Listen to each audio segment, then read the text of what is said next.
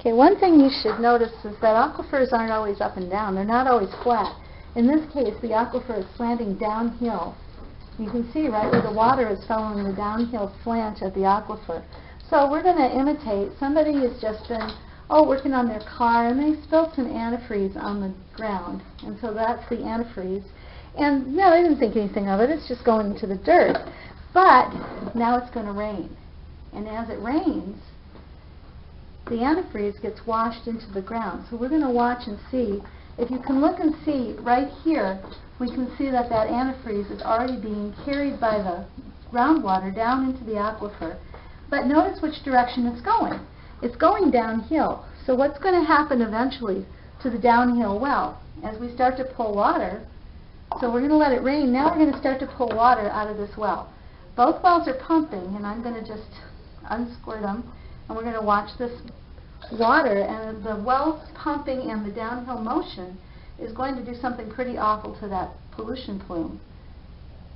If you can see, it's already spreading, but notice it's not spreading uphill, of course. Things don't roll uphill. And so the uphill well is staying pretty clean.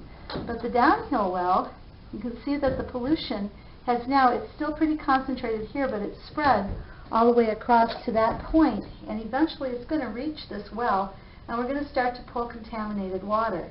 And we can tell that it's contaminated because as we look at it, we're going to have to make it rain a little bit more.